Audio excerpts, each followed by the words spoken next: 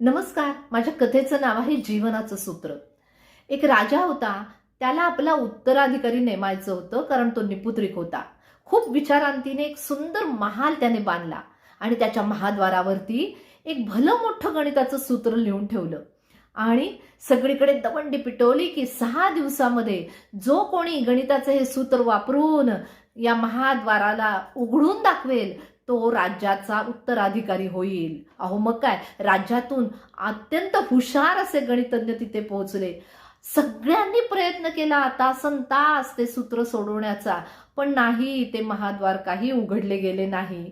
शेवटचा 6वा दिवस आला, अगदी शेवटचा तास आला. अशा वेळे तिथे 3 जण पोहोचले.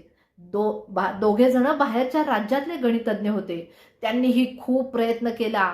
अनेक पद्धतीने ते सूत्र सोडवण्याच्या मागे ते लागले, पण महाद्वार काही उघडले गेले नाही. आता शेवटचाच गृहस्थ राहिलेला होता.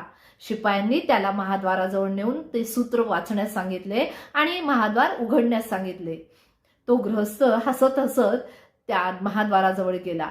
तिथं लिहिलेलं भलं मोठं गणिताचं सूत्र त्याने 2-3दा वाचण्याचाही प्रयत्न केला, पण नंतर शांतपणे चाणाक्षपणे तो न्याहाळू लागला त्या महाद्वाराला आणि त्याच्या लक्षात आलं, अरे त्या महाद्वाराला कडी कुलूपच नाही.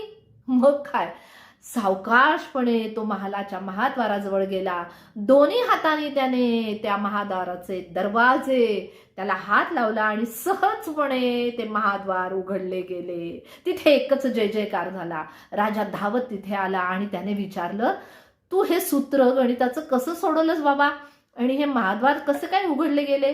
तसा तो हसत म्हणाला, महाराज, मी माझ्या जीवनाचं सूत्र इथे वापरलं, तुमच्या गणिताचं नाही. असं कसं काय?